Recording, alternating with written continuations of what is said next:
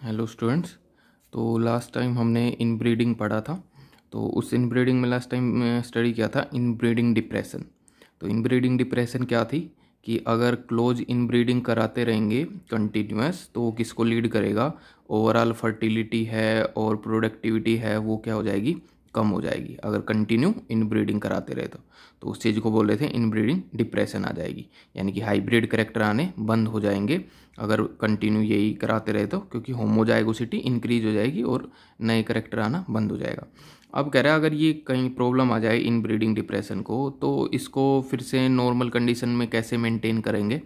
तो कह रहा है when ever this become a problem, जो सेलेक्टेड एनिमल है ब्रीडिंग पॉपुलेशन का, इस जिसमें इन ब्रीडिंग डिप्रेशन आ गई है, उस पॉपुलेशन के जो सेलेक्टेड एनिमल्स हैं उनको क्या कराना पड़ेगा, should be mated with unrelated superior animals of the same breed. कि उस इनब्रीडिंग डिप्रेशन वाली पॉपुलेशन के जो सेलेक्टेड एनिमल्स हैं, इंडिविजुअल्स हैं, उनको किसी सेम ब्रीड के दूसरे इंडिविजुअल्स, दूसरे यानी कि जो 4 से 6 जनरेशन तक उनके क्लोज रिलेटिव नहीं है, 4 से 6 जनरेशन तक उनका कोई भी एंसेस्टर नहीं है, ऐसे किसी सुपीरियर इंडिविजुअल के साथ उसी ब्रीड के साथ क्या करा दो, क्रॉसिंग करा दो। तो उससे क्या हो जाएगा, this usually help to restore fertility and yield यानी प्रोडक्टिविटी। तो इससे उसकी फर्टिलिटी पावर भी फिर से रिगेन हो जाएगी और ओवरऑल जो प्रोडक्टिविटी है, यील्ड भी है, वो भी इंक्रीज हो जाएगी। ठीक है। तो अब आपने सेम ब्रीड में ही क्रॉस कराया लेकिन 4 से 6 जनरेशन तक उनका कोई भी रिलेटेड एंसेस्टर नहीं है, 4 से 6 जनरेशन तक वो अलग अलग चल रहे हैं जिनके बीच क्रॉस करा दिया, तो वो क्या बोला जाता है, आउट क्रॉस बोला जाता है। या आउट ब्रीडिंग का एक तरीका रहता है आउट क्रॉस। ठीक है। तो आ जाए इन ब्रीडिंग डिप्रेशन को एंड फिर से नॉर्मल कंडीशन मेंटेन कराने के लिए क्या कराना पड़ेगा, आउट क्रॉस कराना पड़ेगा, जिसमें उसको इन ब्रीडिंग डिप्रेशन पॉपुलेशन के सेलेक्टेड इंडिविजुअल को किसी unrelated superior individual of the same breed के साथ क्या करा दो, क्रॉस करा दो। तो उसकी फर्टिलिटी पावर भी रिगेन हो जाएगी और ओवरऑल प्रोडक्टिविटी भी फिर से इंक्रीज होने लग जाएगी। ठीक है। तो ऐसे इनब्रीडिंग डिप्रेशन को क्योर करने का तरीका है। अब आता है अगला इनब्रीडिंग के अलावा आउट ब्रीडिंग। ठीक है। फिर आउट ब्रीडिंग के अंदर 3 तरीके आते हैं, out crossing, cross breeding, interspecific hybridisation. ये तीनों के तीनों आते हैं आउट ब्रीडिंग के अंदर। तो अब हमने पहले पढ़ा इनब्रीडिंग। इनब्रीडिंग में क्या बोल रहा था कि इनब्रीडिंग में आप क्रॉस कराओ, मेटिंग कराओ, किसके बिटवीन, सेम ब्रीड के इंडिविजुअल्स के बिटवीन। और वो सेम ब्रीड के इंडिविजुअल भी कौन से, जिनमें 4 से 6 जनरेशन तक एंसेस्टर रिलेटेड है, उनके बीच में आपस में क्रॉस कराओ। तो वो था इनब्रीडिंग। लेकिन अब आउट ब्रीडिंग क्या कह रहा है कि out breeding is the breeding of unrelated animals. अब अनरिलेटेड एनिमल्स में ब्रीडिंग करानी है जो रिलेटेड नहीं है। और ये अनरिलेटेड एनिमल्स कौन से हो सकते हैं, which may be between individual of the same breed. कि हो सकता है अनरिलेटेड हैं एनिमल्स लेकिन वो किसके ही हैं, सेम ब्रीड के ही हैं, but having no common ancestor for 4 to 6 generation. कि आप सेम ब्रीड में ही क्रॉस करा रहे हो लेकिन उन दोनों सेम ब्रीड में जिनमें क्रॉस करा रहे हो, जिन इंडिविजुअल्स में क्रॉस करा रहे हो, उनमें 4 से 6 जनरेशन तक कोई भी कॉमन एंसेस्टर नहीं है। यानी कि उनकी 4 से 6 जनरेशन अलग चल रही हैं, जिस दूसरा इंडिविजुअल सेलेक्ट किया उसकी 4 से 6 जनरेशन अलग चल रही हैं। अब उन दोनों को आप लेके क्या करा रहे हो, क्रॉस करा रहे हो, मेटिंग करा रहे हो। ठीक है सेम ब्रीड लेकिन उनकी एंसेस्टर अलग अलग चल रहे हैं, 5 से 6 जनरेशन उनकी बिल्कुल अलग है, उनमें कोई क्रॉसिंग कभी नहीं हुई थी। तो तब अगर वो केस करा रहे हैं तो भी वो क्या बोला जाएगा, आउट ब्रीडिंग। तो आउट ब्रीडिंग का तब वो कौन सा तरीका बोला जाएगा, आउट क्रॉसिंग बोला जाएगा। ठीक है। तो ये ऊपर भी पढ़ा था आउट क्रॉसिंग क्या था, इसमें सेम ब्रीड में क्रॉस कराते थे लेकिन 4 से 6 जनरेशन तक रिलेटेड नहीं था, तो वो इन ब्रीडिंग डिप्रेशन को ठीक करने में रोल प्ले कर रहा था। तो वो ही है ये आउट क्रॉसिंग वाला। और दूसरा क्या केस करा सकते हैं आउट ब्रीडिंग में, कि क्रॉस कराएं बिटवीन डिफरेंट ब्रीड, कि हम ब्रीड ही अलग अलग सेलेक्ट कर लेंगे। स्पीसीज तो सेम ही है, मान लो काऊ है तो स्पीसीज तो काऊ की है लेकिन उसकी ब्रीड अलग अलग सेलेक्ट कर लिए हैं। ठीक है। कि कोई मान लो उसकी एक ब्रीड है जो हरियाणा में मिलती है, दूसरी कोई ब्रीड है मान लो गुजरात में मिलती है। उन दोनों ब्रीड के इन बिटवीन अगर हम क्रॉसिंग करा रहे हैं और अगली जनरेशन में दोनों के कैरेक्टर लाना चाहते हैं, डिजायर कैरेक्टर हाइब्रिड बनाना चाहते हैं, तो अगर क्रॉस करा दिया बिटवीन डिफरेंट ब्रीड्स तो वो क्या बोला जाएगा, क्रॉस ब्रीडिंग। ठीक है। ये भी एक आउट ब्रीडिंग का तरीका है। और आउट ब्रीडिंग का तीसरा तरीका क्या है कि आप क्रॉस करा दो किसके बिटवीन डिफरेंट स्पीसीज, कि अब अपने स्पीसीज ही चेंज कर दिए, अलग अलग स्पीसीज में क्रॉस करा रहे हो, तो क्या हो जाएगा इंटर स्पेसिफिक हाइब्रिडाइजेशन। कि एक तो होता है इंट्रा होता है विद इन, एक होता है इंटर मतलब डिफरेंट स्पीसीज के बीच में क्या करा दिया, हाइब्रिडाइजेशन करा दिया, क्रॉसिंग करा दी डिफरेंट स्पीसीज की। तो वो भी किसका तरीका है, आउट ब्रीडिंग का ही तरीका है। ठीक है, तो 3 तरीके हैं आउट ब्रीडिंग में। पहली बात तो ये है कि इसमें क्रॉसिंग किसके बीच होगी, अनरिलेटेड इंडिविजुअल, और अगर ये अनरिलेटेड इंडिविजुअल सेम ब्रीड के हैं लेकिन उनमें 4 से 6 जनरेशन तक कोई एंसिस्टर मैच नहीं होता है, तो वो क्रॉसिंग क्या बोली जाएगी, वो आउट ब्रीडिंग क्या बोली जाएगी, आउट क्रॉसिंग। और अगर आपने डिफरेंट ब्रीड सेलेक्ट कर ली, ब्रीड अलग अलग ले ली, तो क्या बोला जाएगा, क्रॉस ब्रीडिंग। जैसे मान लो हरियाणा गुजरात की वैरायटी सेलेक्ट कर ली, या फिर आपने स्पीसीज ही अलग अलग ले ली, जैसे हम म्यूल बनाते हैं म्यूल, तो उसमें हॉर्स और डोंकी इन दोनों का क्रॉस करा के हम म्यूल डेवलप करते हैं, तो उसमें हमने क्या ले ली, स्पीसीज ही अलग अलग ले ली, डिफरेंट स्पीसीज, तो वो भी क्या बोला जाएगा, आउट ब्रीडिंग बोला जाएगा। और आउट ब्रीडिंग का कौन सा तरीका, इंटर स्पेसिफिक हाइब्रिडाइजेशन। ठीक है, तो अब ये 3 तरीके अच्छे से पढ़ने, ये इंपॉर्टेंट है। तो उसमें पहला आता है आउट क्रॉसिंग, जिसमें हम ब्रीड चेंज नहीं करेंगे, ब्रीड सेम रहेगी लेकिन उनमें कोई एंसिस्टर मैच नहीं कर रहा होगा 4 to 6 जनरेशन्स तक। तो कह रहा है this is the practice of mating of animals within the same breed है, but having no common ancestor on either side of their pedigree up to 4 to 6 generation, कि उनमें कोई भी एंसिस्टर नहीं है 4 से 6 जनरेशन तक, वो अलग चल रही थी जनरेशन्स, इनकी अलग चल रही थी जनरेशन 4 से 6 जनरेशन्स, और अब इन दोनों को हम क्रॉस करा रहे हैं, ब्रीड सेम ही है बट अब क्रॉस करा रहे हैं उनके बीच में, तो वो क्या बोला जाएगा, आउट क्रॉसिंग बोला जाएगा। ठीक है, और the offspring of such a mating is known as an out cross, और इसमें जो ऑफस्प्रिंग हम यूज कर रहे हैं, यूटिलाइज कर रहे हैं, जिनके बीच मेटिंग करा रहे हैं, वो क्या बोले जाएंगे, आउट क्रॉस बोले जाएंगे। और it is the best breeding method, ये वाला कब यूज करेंगे, ये आउट क्रॉसिंग जो तरीका है आउट ब्रीडिंग का, ये कब यूज करते हैं, it is the best breeding method for animals that are below average in productivity in milk production, कि जो प्रोडक्टिविटी जिसकी लो हो गई, अब प्रोडक्टिविटी लो होने का क्या रीज़न हो जाता है, इन ब्रीडिंग डिप्रेशन आ जाना। तो इन ब्रीडिंग डिप्रेशन को क्योर करने का क्या ही तरीका था, कि आप आउट क्रॉस करा दो, सेम ब्रीड में ही अनरिलेटेड एनिमल्स में क्रॉस करा दो, तो that are below average in milk productivity, उसमें ये यूज कर सकते हैं। दूसरा, growth rate in beef cattle, ऐसे कैटल जिनको मांस के लिए जिनको ग्रो करा रहे हैं, तो अगर उनकी ग्रोथ रेट कम हो रही है, उनमें मांस प्रोडक्शन कम हो रहा है, तो उस केस में भी हम क्या करा सकते हैं, उनकी यील्ड फिर से बढ़ाने के लिए आउट क्रॉसिंग करा सकते हैं। तो ये 2 एग्जाम्पल्स हैं, पूछेंगे कि आउट क्रॉसिंग किन केस में यूज करते हैं, तो जब अपने कैटल्स के अंदर अगर मिल्क प्रोडक्शन कम हो रही है तो भी यूज कर सकते हैं उसको इंक्रीज करने के लिए, और ग्रोथ इंक्रीज करने के लिए, ग्रोथ रेट बढ़ाने के लिए बीफ कैटल में जिनको मांस के लिए यूज करते हैं। और इसका क्या फ़ायदा है कि ये सिंगल आउट क्रॉस, कि एक सिंगल ही क्रॉस कराया आपने अनरिलेटेड में, often help to overcome in breeding depression. तो एक सिंगल आउट क्रॉस कराने से ही इन ब्रीडिंग डिप्रेशन बिल्कुल क्या हो रही है, ओवरकम हो जा रही है, ठीक हो जा रही है। ठीक है, एक सिंगल ओवर उसी से।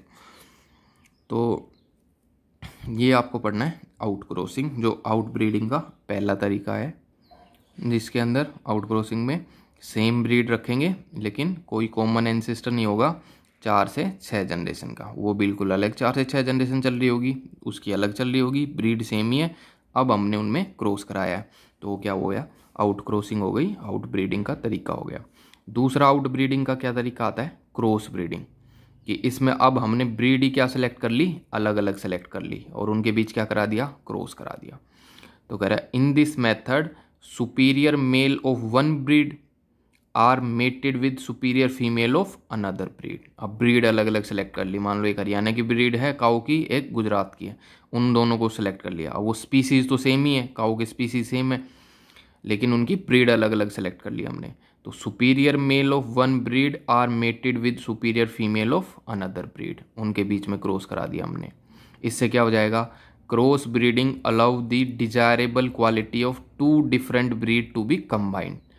तो अब दोनों की सुपीरियर मेल फीमेल सेलेक्ट किए थे, तो अब इनकी क्रॉसिंग से जो नया हाइब्रिड बनेगा, अब उसमें चांस है कि उसमें इन दोनों टू डिफरेंट ब्रीड के करेक्टर, डिजायरेबल करेक्टर क्या हो जाएं, कंबाइन हो जाएं, एक साथ आ जाएं।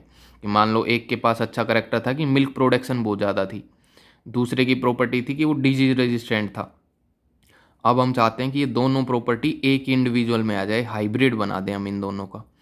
तो क्रॉस ब्रीडिंग से दो डिफरेंट ब्रीड के जो जो करेक्टर हैं, डिजायरेबल करेक्टर, सुटेबल करेक्टर, उनको हमने क्या कर दिया, कंबाइन करने की कोशिश कर दी, कंबाइन कर दिया उनको। और ऐसे द प्रोजेनी हाइब्रिड, अब जो प्रोजेनी बनी, हाइब्रिड एनिमल बना, may them self be use for commercially production. अब जो हाइब्रिड बन गया उसमें इन दोनों के करेक्टर आ गए कि उसमें मान लो डिजीज रेजिस्टेंट प्रॉपर्टी भी आ गई, हाई मिल्क प्रोडक्शन वाली प्रॉपर्टी भी आ गई। इसको अब हम फर्दर यूज कर सकते हैं और कॉमर्शियली प्रोडक्शन के लिए और नए नए इंडिविजुअल बनाने के लिए इसको क्रॉसिंग में यूज करने लग जाएंगे इस हाइब्रिड एनिमल को।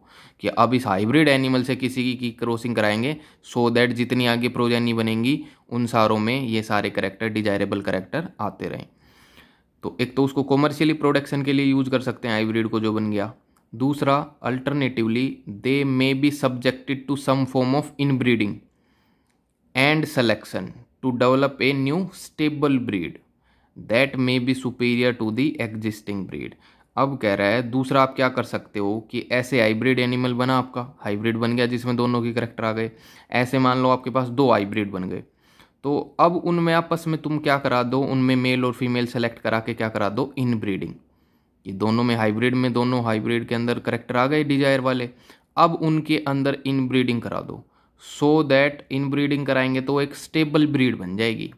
हाइब्रिड वाले करेक्टर क्या हो सकते हैं, लॉस भी हो सकते हैं, लेकिन अगर उनमें हमने एक दो जनरेशन के लिए इन ब्रीडिंग करा दी हाइब्रिड्स के अंदर, तो अब उनका जो ट्रेट है, करेक्टर है, वो बिल्कुल क्या हो जाएगा, स्टेबल हो जाएगा।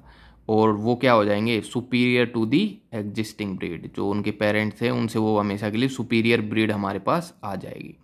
तो दूसरा इससे ये भी कर सकते हैं। तो दो यूज हैं क्रॉस ब्रीडिंग के, एक तो उनमें जो हाइब्रिड बने उनको हम कॉमर्शियली प्रोडक्शन के लिए यूज कर सकते हैं कि और नए इंडिविजुअल बना सकते हैं हाइब्रिड। दूसरा, उन हाइब्रिड्स में ही आपस में इन ब्रीडिंग करा के उनके करेक्टर को क्या कर दें, स्टेबल कर दें, कि अब वो करेक्टर लॉस ना हो, उनके अंदर स्टेबल बना दें। तो स्टेबल बना दिया तो एक स्टेबल न्यू ब्रीड बन गई जिसके अंदर डिजायर करेक्टर हैं, अच्छे करेक्टर हैं पेरेंट्स के कंपेयर में। तो वो भी कर सकते हैं, ये वाला केस है। फिर कह रहा है मैनी न्यू एनिमल ब्रीड्स, नई एनिमल की ब्रीड्स बनाई हैं, नस्ल बनाई हैं, have been develop by this approach, इस अप्रोच को यूज करके, जिसमें दो अलग अलग ब्रीड ले ली और दोनों के डिजायर करेक्टर देख लिए कौन कौन से हैं और उनसे फिर हाइब्रिड बना दिया। उस हाइब्रिड में उन दोनों पेरेंट से अच्छे करेक्टर आ गए, दोनों के करेक्टर आ गए, और फिर उसको इनब्रीडिंग करा के, आपस में हाइब्रिड्स में क्रॉसिंग करा के, इनब्रीडिंग करा के उस करेक्टर को क्या कर दिया, स्टेबल कर दिया। ठीक है, इनब्रीडिंग का यही तो मतलब होता है, सेम ब्रीड में। तो जो हाइब्रिड बने अब उनमें आपस में क्रॉस करा दो, उनमें मेल फीमेल सेलेक्ट करके, सो दैट उनका करेक्टर क्या हो जाए, स्टेबल हो जाए। तो ऐसे बनाई है। अब उसका एक एग्जाम्पल आपको याद करना है, हिसारडेल। हिसारडेल एक न्यू ब्रीड है सिप की, ये बनाई थी, developed in Punjab by crossing. दो अलग अलग ब्रीड थी सिप की, उनको क्रॉस कराया, एक थी बीकानेरी ईव, दूसरी थी मेरिनो राम्स। तो ये बीकानेरी ईव इंडियन ब्रीड थी और ये मेरिनो राम ऑस्ट्रेलियन ब्रीड थी। इन दोनों का क्रॉस करा के पंजाब में, और एक्चुअली ये पंजाब में कहाँ पे, अपने हरियाणा में जो एग्रीकल्चर यूनिवर्सिटी है हिसार, वहाँ पे बनवाई थी। लेकिन वो उस टाइम पे जब ये बनाई थी उस टाइम पे हरियाणा का किसका ही पार्ट था, पंजाब का ही पार्ट था। ठीक है, तो इसलिए लिख रखा है पंजाब में बीकानेरी ईव एंड मेरिनो राम, ये दो डिफरेंट ब्रीड्स थी। इन दोनों के करेक्टर मिक्स करके एक नई ब्रीड डेवलप कर दी थी सिप की, जिसको क्या बोलते थे, हिसारडेल। हिसार में बनाई थी, अपने एग्रीकल्चर यूनिवर्सिटी जो है हिसार में, वहाँ पे बनाई थी। ठीक है, तो ये किसका एग्जाम्पल है, क्रॉस ब्रीडिंग का एग्जाम्पल है कि एक नई ब्रीड ही बना देना जिसमें पीछे वाली दोनों ब्रीड्स के करेक्टर क्या हो जाएं, कंबाइन हो जाए, हाइब्रिड बन जाएं, अच्छे करेक्टर, डिजायरेबल करेक्टर उसमें दिखने लग जाएं। तो ये होता है cross breeding. But cross breeding में हमने डिफरेंट ब्रीड्स ली हैं, स्पीसीज सेम ही है, कि इसमें सिप की स्पीसीज हैं ये दोनों की दोनों, लेकिन वो ब्रीड अलग अलग हैं, एक ऑस्ट्रेलियन वेराइटी है, एक इंडियन वेराइटी है। ठीक है, तो वो अलग अलग हमने सेलेक्ट की हैं। फिर तीसरा आता है इंटर स्पेसिफिक हाइब्रिडाइजेशन। इसमें वर्ड है इंटर, एक वर्ड होता है इंट्रा, इंट्रा होता है विद इन, सेम, और इंटर मतलब डिफरेंट।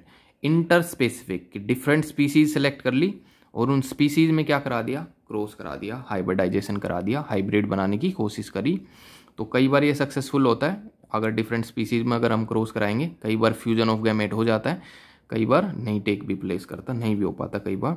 तो कह रहा है इन दिस मेथड क्या करते हैं, male and female animals of two different related species, कि वो स्पीसीज तो अलग अलग हैं लेकिन फिर भी थोड़ी सी क्या है, रिलेटेड है। रिलेटेड यानी कि मान लो वो स्पीसीज डिफर हैं लेकिन उनका जीनस सेम है। स्पीसीज के बाद क्या आएगा, जीनस। तो वो जीनस उनका सेम है लेकिन वो बस एक जीनस की अलग अलग स्पीसीज हैं। तो क्या बोला, two different related species are mated, उनका मेटिंग करा दिया। तो मेल फीमेल सेलेक्ट कर लिए डिफरेंट ब्रीड्स के, डिफरेंट स्पीसीज के, और उनका क्रॉस करा दिया। तो कह रहा है इन सम केस, हर केस में तो ये पॉसिबल भी नहीं होता कि वो मेटिंग सक्सेसफुल हो जाए, लेकिन किसी किसी केस में, इन सम केस द प्रोजेनी में कंबाइन, जो अब नई प्रोजेनी बन गई है मान लो, क्या कर सकती है, may combine desirable feature of both the parents. तो अगर किसी केस में वो सक्सेसफुल हो गया, गैमेटिक फ्यूजन सक्सेसफुल हो गया दो अलग अलग स्पीसीज का, तो हो सकता है कि उसमें दोनों पेरेंट्स के डिजायरेबल कैरेक्टर, डिजायरेबल फीचर्स आ जाएं।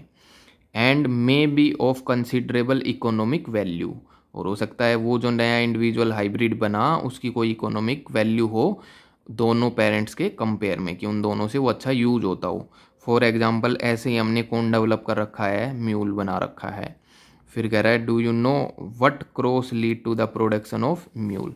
तो ये डायग्राम भी दिखा रखा है म्यूल का। तो म्यूल को बनाने के लिए कौन यूज होता है, मेल डोंकी यूज किया था, और उसका क्रॉस किससे कराया था, फीमेल हॉर्स से क्रॉस कराया था। तो उन दोनों के क्रॉस से क्या लीड किया, तो स्पीसीज अलग अलग हो गई, इनका जीनस सेम है डोंकी का, हॉर्स का। तो ये रिलेटेड हैं, वैसे तो रिलेटेड स्पीसीज हैं। तो इनमें मेल डोंकी सेलेक्ट किया, फीमेल हॉर्स सेलेक्ट की, और उनके क्रॉस से क्या बनाया, म्यूल बनाया, जो ज़्यादा इकोनॉमिक वैल्यू का है, कि ओवरऑल जो वर्किंग एफिशिएंसी है, काम करने की जो एफिशिएंसी है, वो किसकी ज़्यादा है, म्यूल की ज़्यादा है। तो इसलिए म्यूल डेवलप कर रखा है।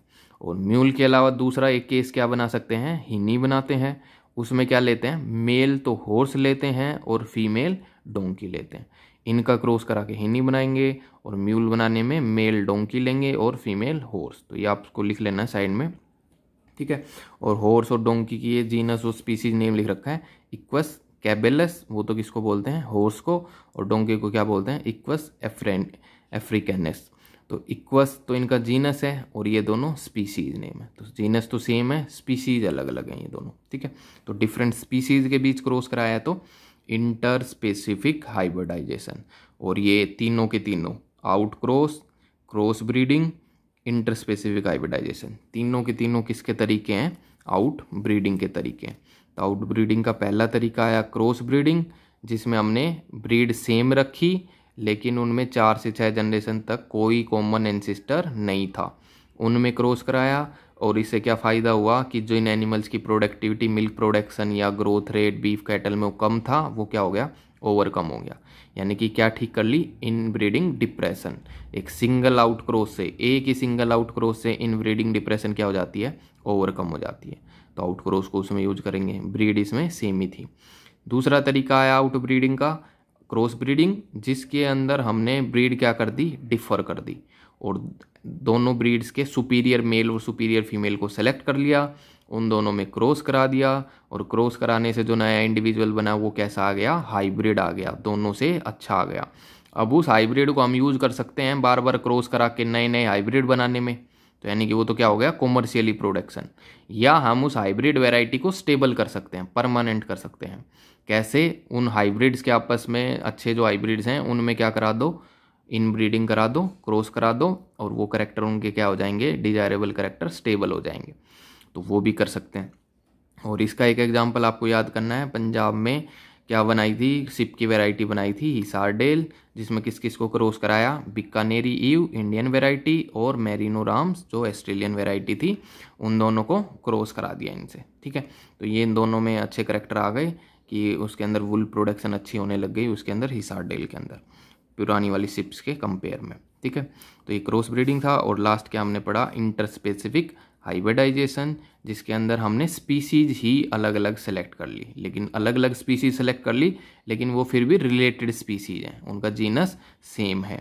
जैसे mail and female animal select किए 2 डिफरेंट स्पीसीज के और उनको मेट करा दिया।